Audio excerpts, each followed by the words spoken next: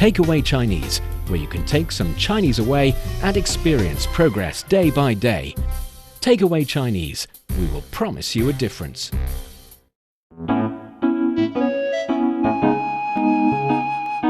你好，欢迎收听随行汉语 Welcome to Takeaway Chinese. I'm Fei Fei, and joining me today is, as usual, Steve.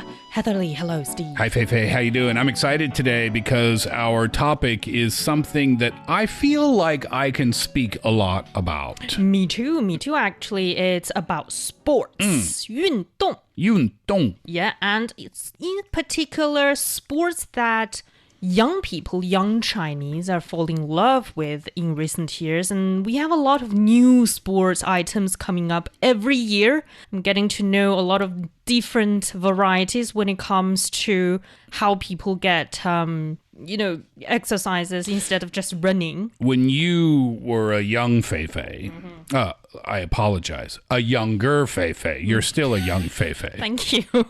When you were a child, the child form of Fei Fei, did you love sports growing up in Inner Mongolia? No. Not It's at all. a solid no. I was never very athletic, not even sporty on some level. And I struggled at every of my PE classes from primary school to college. What types of sports were played in physical education class? So that's why I blame my, negativity towards sports when I was younger. Is that's kind of boring when it comes to PE class. In Chinese is 体育课. 体育课. Yeah, and it's about running around, jumping here and there. Most of the time just running around. I have a feeling it was much more organized than your description. But that was also, I don't really like most of the ball games. And we tried like basketball, football, soccer. Yeah. Volleyball. Yeah. I just don't like any of them. Did you ever play soccer baseball? What's a soccer baseball? Well, first of all, how do you say soccer in Chinese or football? 足球. I think it's a direct translation from football. 足球. Yes, 足 is foot and ball is 球. And how do you say baseball?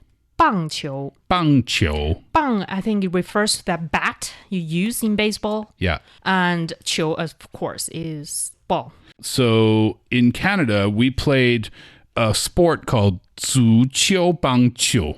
I guess What? you put I don't them. know, you're running around with a bat? No. So it's like baseball, except, so if you look at the field, it looks like baseball. There's a pitcher's mound, there's bases, first base, second base, third base. But instead of throwing a baseball, you roll a soccer ball. So the pitcher just rolls a soccer ball toward home plate. Using their hands. Yeah. And then the batter, right, typically has a baseball bat. Yeah. But the bat is their foot. So they roll the ball and then it arrives. And when it arrives, they kick it to somewhere. And then they run like they do in baseball. Soccer baseball. I've never heard about it. It's really fun.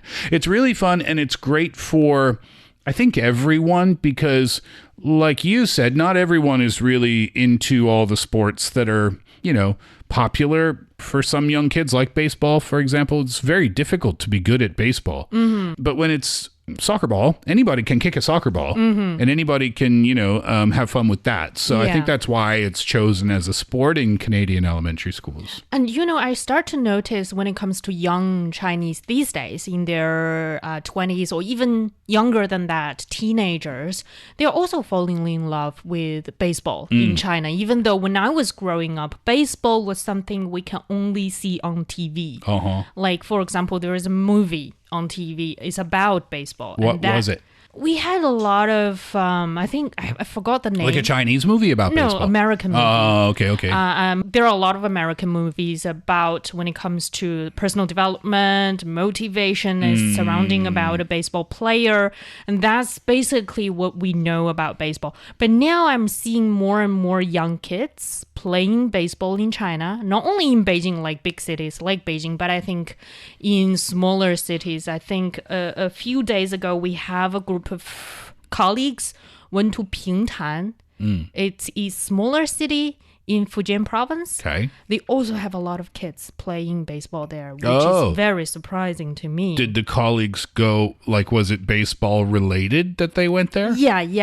They are having a sort of a collaborative communication exchange program between young Chinese baseball players with American baseball players. That's amazing. Yeah, that's very fun to watch them communicating, also playing a kind of a sport that was so foreign to me, but now feels also native on some level. And that brings to another very new sport item that I've never heard of it until recently. Is about pickleball. Oh, yeah. Pickleball's exploding all around the world, I feel like. Yeah, and it was started in 1960s, which... How come we've never heard about it in the past several decades? I don't know why it never really took off. Until now. Until now. But it's a really fun looking game. I've never played myself, but it's a combination of tennis and ping pong. Yeah, a little bit of this. If you can imagine that. Badminton's part of it. Yeah, it's like all of that, put it in a blender, and then pickleball comes out. There's two sides to the court and a net in the middle. So that's the badminton, tennis / ping pong look to the game. And I heard it's much, much easier than tennis. Because tennis, I tried tennis for like several times in the past, never worked. I'm just running around the court, the courtyard, picking up the balls. Yeah. I'm not really playing with the other side. Seems like your association with sports is just running around and picking stuff up. That's the reason I don't like it, because I I'm understand. so bad at it. Oh man, I love tennis. Tennis is a great workout. It's a great cardio workout. I took tennis lessons when I was 16 years old, and I played every summertime. My friend and I, we used to watch Star Trek and then go play tennis right after Star Trek was finished. Every evening at 6 o'clock we would play. Every Star Trek was 5 to 6, and every evening at 6 we would go play. That's the life of my uncle when I was like 13, 15 years old. Like in our little small town in Mongolia, they watch some news and then go to play tennis. You basically same type of thing. Pickleball. How do you say pickleball, by the way? It's 匹克球. I think it's a very direct translation. Sounds like Pikachu. Yeah. 匹克球. 匹克球. Piku is pickle. Yeah. Cho is sport. Ball. Ball, sorry. It's ball. Yeah. When I was in Vietnam not so long ago, I saw the pickleball courts there. It's huge in America. I think even in China too, it's a growing sport. I've seen people playing pickleball as well in parks in Beijing. So there are courts. Yeah. I think it's much easier to have a pickleball court. It's smaller than a tennis court. Compared to like a tennis court. And tennis court can be very expensive. Yes. Another reason why pickleball started to pick up, at least in China, I think it also has something to do with the exchange programs between China and the United States. Cool. When we have like young players coming to both countries and playing together and competing together. I think from what I've watched people play pickleball in videos, and I've seen what people say about it online. And what they say, and this is proven in the videos, I think, is that it's very player friendly, meaning you could, have a grandchild playing with their grandparent. It's often played in teams of 2, so it's like 4 people on a court, 2 versus 2. A perfect family size. Yeah, and because the court is smaller, there's not as much running around and picking stuff up, which would be good for you. I should have started with pickleball instead of tennis. Yeah, it's a little complicated in terms of the rules, but it's pretty easy to understand. And it's like something that everybody can have fun with, regardless of their age. Yeah, and I think we both, each countries have their own sort of a national sport, using my fingers, quoting it, because, for example, in America or Canada, I think baseball, 棒球 is one of the national sport, and ice hockey could be one of the national sports for Canada, meaning the majority of the population just play that kind of sport as a daily way of getting exercises, getting communication, building a communities. Yeah, I think lacrosse is actually Canada's national sport. Lacrosse? What's lacrosse? Lacrosse, is kind of a combination of soccer and hockey. So Canadians somehow just combine hockey with everything. Yeah. Everything has hockey elements into it. You hold what looks like a hockey stick, but at the end of it is a kind of net. And I think I've seen that. There's a ball, and then you run, and when you want to pass it to your teammate, you have to throw the ball out of your stick net, and they have to catch it. Using their net. Yeah, and then it kind of looks like soccer, and it kind of looks like hockey. There's a goal. Yeah, goal. At the other end, each end, and your mission is to score, and there's a goalkeeper there to try to stop you. That's how it kind of looks like hockey and soccer. You can also see a lot of families playing together with their kids. No. Or kids playing together. Kids play it. Yeah, my friends' kids play it competitively. School programs might have a lacrosse team, like a high school team. And then, yeah, hockey is obviously a major part of Canadian pastimes too. I think for China, our quote-unquote national sports would be either badminton or ping pong. Ping pong, right? Yeah. Yeah. Ping pong was so accessible. Oh, because it was accessible? It's very accessible. Like every park, you go to most of the parks in China, you can see some ping pong table tennis tables. Yeah. In a very easy setup. Yeah, there's a park right next to our work, and I went for a walk in there. It's a beautiful park, a nice big lake, and suddenly you happen upon the little exercise area, and there are, I think, 6 ping pong tables in there. Very easily you can find that much of ping pong tables. And on Sunday afternoons, I think, because I only went on Sunday afternoons, that's when the grandmas and grandpas go to play. A lot of ping pong, They're pretty good. Yeah. They're pretty good. And I showed up and I played one day, and everybody was watching me like, let's see how this white dude does with our sport here. Did you enjoy it? Yeah, I mean, I grew up, not playing ping pong professionally, but, just for fun at school or something. Yeah. Yeah. So I also think the word ping pong comes from Chinese, because in Chinese we call that ping pong qiu. Ping pong qiu. Yeah. It's just having the ball in the end of ping pong. So what does ping and pong mean? Ping and pong, sorry. The sound, that small ball hitting the bat. Sound. Ping pong. I think the national I didn't know that. Chinese national ping pong team used to have a song, like their theme songs called Ping Ping Pong Pong, something else. And it's referring to that sound. Fun. We have ping pong tables on the first floor of our building. That's how common ping pong is in China. And the people who play there are super good. They are. I asked our coworker if this was like a training center for the national team or something. And he said, what? Why? It's just recreational. He said, no, these are just employees of this company. I said, wow, they're really good. Yeah. And then badminton also, I think, is in the competitive part with ping pong. Like, as many people also enjoyed badminton. Yes. And in Chinese, it's 羽毛球. 羽毛球. 球. 羽毛 is feather. Referring to the shuttlecock. Yeah. It's feather ball in Chinese, 羽毛球. But that's more of the traditional, more common sports among the general public, regardless of their ages. That have been popular for a long time. Yeah, but now I think there are more new sports. Like in recent years, high rocks is so popular. It's one of the niche sports. But more commonly, we see a lot of people doing paddle sports in the rivers, for example, and that's 桨板. 桨板. Yes, and they have like different types of paddle sports, like stand-up paddleboarding. And and also kayaking is also very popular. Where did I read? Oh, I should have looked this up before the show.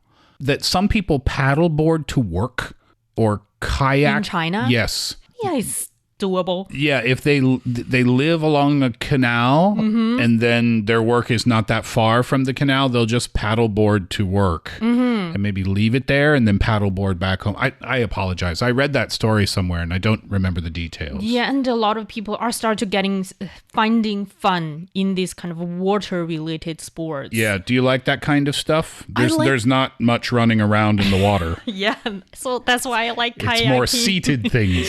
I think I don't don't like a lot of competitive sports where you have to work with a bunch of other people and compete with the other team, which can be very anxious for me. Yeah, it can be anxiety-inducing. Kayaking. I've only gone kayaking maybe a couple of times at our beach place in Canada where my parents live during the summer. We have a kayak. In the ocean? Yeah, ocean kayaking. Oh. Yeah. It's, it's fine, but it's a bit boring to me because I'm the opposite of you. I prefer competitive sports. So I just feel like... Just sitting there. Why am I doing this? Enjoying the view. I know, but I can enjoy the view from the beach too. That's true. Doesn't really change that much. But also, speaking of great workouts, wow, kayaking is a tremendous workout. Kayaking? Oh, absolutely. Because in the kayak, you have to row, right? And you're moving left to right. So that's like your midsection. That's your core. Needs to... Yeah, it's always engaged. Is it because you kayaking in the ocean? Well, I don't know about that. I don't think so because, plus your shoulders, right? You have to hold the kayak paddle quite wide. So when you paddle in the water, your arms are out wide, so it's working harder around your shoulders and your arms. It's almost like rowing. Yeah, and your back too. It's a great upper body workout. Yeah, now cardio too. I take my words back about I love kayaking. I think the reason I love it is because most of the time I do kayaking is a part of a tourism activities. Somebody else is doing it out in a very calm river, so just sort of floating down that river. Are you actually doing the kayaking? Not that much. Well, then you don't like kayaking. You're not doing it. Yes. So I took my words back about my love for kayaking. But I do love rock climbing. Oh, see, I've never tried. It was so fun. I encourage you to do that. There is one nearby. Yeah, but that's for children, isn't it? No. Adults can also be participate in, they have like different heights, different level of difficulties. Oh, I would love to try that. Yeah, and in Chinese, it's called 攀岩. 攀岩. 攀 meaning climb, and the 岩 meaning referring to that rocks. Oh, okay. Kind of a literal translation. Yeah, so 攀岩 is rock climbing. It's also very, very popular these days. Is it expensive? Compared with tennis, no. Yeah. But compared with badminton, yes. Okay. So it's sort of in the middle range. And also when it comes to rock climbing, you can't really climb, especially for beginners, you can't really climb for that long period of time. It's very tired. You also need to use your back, the muscles in your back and the core a lot. And your arms. Yeah, and also I think one of my friends who do rock climbing like almost on a professional level saying you can't do your nails, you can't do manicures if you rock climb. Yeah, my friend he's not a pro, but it's his number one hobby. And he searches out places to go rock climbing in different countries. Ow. And his hands are gross. Yeah. They're totally destroyed. Yes. Yeah. And I was like, okay, I can do rock climbing recreationally, like from time to time when I have time, when I want to do that. But I won't be doing that, routinely on a long term. I've never seen anyone who needs a manicure more than my buddy Jamie. But he's so strong. Of course. He's just 100% muscle. Because when it comes to rock climbing, you have like different pathways. There's one you climb very tall, and there's one that you sort of climb depending on the difficulty, like horizontally. There are like different directions. You can do that vertically and also horizontally. I don't know the English word for that, but in Chinese it's 抱石. 抱石. The horizontal climbing. That you are sort of navigating moving sideways. Yeah, among different shapes and difficulties of different sizes of rocks. Yeah, I would love to try that. I'm gonna get that location from you later. I will give it to you. It's so much fun. It's so fun, and my daughter loves it very much as well. And they have beginner courses? They have, and I think in most of the venues for rock climbing in Beijing, you are required to hire a personal trainer. Yeah, you'd for have the first to. lesson. They wouldn't just say, yeah, enjoy. Go climbing. on up. Good luck coming meters. down. Yeah. And see if you can Well, jump off. how high did you go? I don't really know, but I reached to the very top. Did you? Well in done. That venue. Because I have a wear. Well, yeah, but protective. still. Yeah, it's not very scary because I won't be looking back and look down. Did you fall backwards? Yeah, and then jump off. Ooh, that's fun. That's the fun part. You're into surfing too, right? I am. I'm just learning surfing, and apparently surfing is also very sort of related to a lot of workouts I do in my gyms. Like they do basically are doing burpees on that board. Yeah, right. A burpee is just another form of standing up on a surfboard. Yeah, it's just very challenging because your board will be moving with the waves in the ocean, and also you need to overcome your fear, my fear for the ocean, because the waves can be intimidating. Well, usually when you learn surfing, you learn on very, very small waves, right? Yeah, of course. But still, when you're standing up on that board, it just feels like the world is trembling. I only took one surfing lesson in Hawaii. And it's like the paradise for surfing, isn't it? I mean, actually, I won't tell my surfing story because it's just kind of boring because, your first surfing lesson, nothing really happens. That's true. Trying to stand up. It's not supposed to happen. My brother-in-law jumped off the board and stepped on a sea urchin. You know, those black circle things in the ocean with like million spikes coming out of them? Is that 海胆 that you can eat? Yeah. It's like orange on the inside. Yeah, right? that's 海胆 in Chinese. Yeah, you don't step on the haidan. Yeah. Those are poisonous. And also spiky. His foot swelled up black and yellow almost instantly. Anyway, I'd rather tell this story. So I rented a car and I drove from the city up to the north shore of what's the island with Waikiki on it? I drove from Waikiki Beach up to the North Shore. The North Shore is where they hold the international surfing competitions in the wintertime. So that was my plan because at that time they had the competition happening. So I drove up there, and on that particular day, the wind was too strong or something, or the waves were too strong. Something happened that the competition was canceled for that day, but there were still people surfing. I sat on the beach and watched these people for maybe an hour. These people are psycho. Why? These waves. Oh, yeah. These waves are the size of an office building. Seriously. No joke. And they are like going in the tunnel horizontally, yeah. Yeah. And they're like enjoying that, touching the waves. They seem to be, yeah. And I was blown away by the beauty of the size of the waves. Yeah, sitting on the beach in Hawaii, that alone is wonderful. But these people are crazy, and they're very, very, very good at surfing. I could have stayed there all day watching them. You know, for surfing. How do you say surfing? 冲浪. 冲浪. 冲 on some level means rush, and the lang meaning waves. So you were sort of surfing. And, I used to live in Australia, which surfing is a big thing in Australia. But I didn't try it because of my fear of those waves and also sharks. Because along the Australian shores, there are chances that you will be bitten by a shark. Yeah. But somehow, so I didn't even thought about learning surfing or trying surfing a little bit. But then, coming back to Sanya in Hainan, I start to think maybe that's fine because a lot of kids are doing it. My friends are doing it. Yeah, they got some bruises on their legs in their first several lessons, but the waves don't seem that bad. No, the waves it's nothing. Yeah. It's literally nothing. Those waves are where they teach you. They are only large enough to carry the board forward. Yeah. And that's it. Yeah. And they're like 2 feet tall. Yeah. And it's not like what I saw in the videos, like what you described. Yeah. No. A wall of waves. No. Those are for pros. And maybe that's the reason, sports like surfing, 冲浪, is referred to as an extreme sport. Because on some level, when you reach to that professional level of competition, you're almost on some level risking your lives.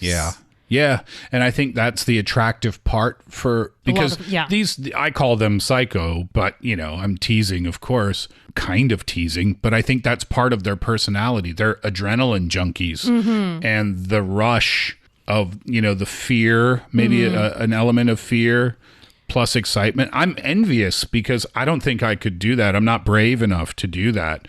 But for them, it's really fun and really exciting. And also, I don't know, have you seen a movie from Hawaii where it's set in Hawaii and people ride in a Jeep with no top and the surfboards are sticking out of the back of their car and everybody has big hair and everybody talks yo dude, hey man, let's go surfing, bro. That's real. All of that is real. In Hawaii? I felt in the North Shore. I felt like I was in the middle of a movie set. It was amazing. And beautiful people, by the way. The guys and the girls, because they're surfers, so their bodies are in great condition, right? Yeah, so everybody's gorgeous and the sun is shining and it's just a great place to be. Yeah, and also that reminds me of a lot of ice and snow sports. I think they also can be put under the umbrella of extreme sport, which, by the way, in Chinese is 极限运动, which extreme sport. 极限运动. Yes. And because, for example, snowboarding, when I saw Eileen Gu competing and I saw her videos about her training, and I remembered she fell in one of her training sessions and her head hit either the ground or one of the bars. And was she wearing a helmet? Yeah. But still, yeah. And she was crying and I saw blood in that video. I was like, if it was me, I would drop that sport. Forever. Yeah. That's it. It's too dangerous. But maybe for her, that's also the part that keeps drawing her back to that sport. Because yes, you got hurt, but also you got that adrenaline shot and also got that challenging myself. Yeah. On some level. I think so. And snowboarding, I think I've done snowboarding some and never tried it. It's very fun. It's very fun. It's more fun than skiing, in my opinion. Oh. It's much more fun than skiing. You are traveling. You see it on TV and it looks like, oh, they're going a little bit fast, right? No, they're flying. You are flying on a snowboard.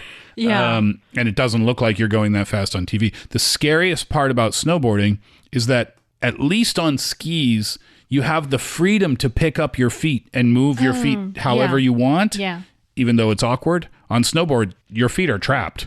You're locked to that board. And it can create, depending on how you fall, it can create a very dangerous scenario. Yeah, everybody I know who, whether either skied or snowboarding, have got broken some bones. Yeah. Broken wrist is common. But I think Eileen Gu is a skier, not really a snowboarder, but for me, it's really that extreme anyway. So for skiing is 滑雪. 滑雪. Or 双板滑雪. 双板meaning they're using two pedals. Okay. Two boards. And 滑雪 is just sliding the snow. And when it comes to snowboarding, it's 单板滑雪. 单板滑雪. 单板 meaning they're only using single board. 滑雪 again is You should try snowboarding because this is why I say you should try snowboarding. You like surfing, right? Yeah. Well, it's the same thing. A lot of people told me that, and they said even snowboarding on some level is safer than surfing. Yeah. I can see that. And the cool thing about when you learn snowboarding, obviously you don't start at the top of the mountain, right? Yeah, obviously. You start at a very small hill, and even that is super fun. Because you're not scared at all. Later, once you get to be a little bit okay on a snowboard, and then you go up to the top of the mountain and try to come down, that can be a little bit scary. But when you're learning, it's really, there's nothing scary about learning. It's just fun. Yeah. Is it? I imagine maybe the speed, because I had a friend who just loves snowboarding every winter, and she told me that even though you felt you were going down that slope very, very fast, but in videos it sort of showed you going very slow and steady. That's what I was trying to say before, is it looks like it's really slow, but it's not. you can feel the wind. You are cruising. And it's very simple. It's just physics, right? When you want to go in one direction, you lean back onto the edge of the board. And then when you want to turn, you just roll forward. That's the scariest part, actually. Oh. Because when you want to turning with your back is not the scary part. But when you have to turn and you have to lean forward, because you're already going down a mountain, right? So when you lean, you're leaning into the steep part. So when you lean and you put the pressure on the front side of the board, then the edge changes. And when the edge changes, then that's what turns the board in the other direction. And you just keep changing edges on the board, and that's why you go back and forth and back and forth. But when you go on the back edge, that's not scary at all, because if you fall down, you just fall on your butt. But if you are turning in the opposite direction, you're leaning into the steep part of the mountain. So you feel like you're going to fall on your face, but physics keeps you upright, and that's why you don't fall. So you just keep going. One way, the other way. But that just feels I'm on the edge of losing control, which is the part that I fear the most about most of the sports. The edge of losing control. It sounds like an 80s rock song. Or start singing. Yeah. But regardless, either you want to go surfing, 冲浪, or you want to go snowboarding, 单板滑雪. Sports is the perfect activity for summer times and also winter times for these seasons. And do tell us what you think about your favorite new sport, 新运动. And that brings us to the end of today's Takeaway Chinese. I'm Fei Fei with Steve here in the studio. For more episodes of the show, you can visit our website at radio.cgtn.com and go to the column podcast. You can also listen to the show and read the script there. Remember, you can also find us wherever you listen to your favorite podcasts, including Spotify, Apple Podcast, and so much more. Just search for Takeaway Chinese. I'm Fei Fei, and thank you, Steve, for joining us with a lot of very fun, sporty stories. Thank you, too. Bye-bye.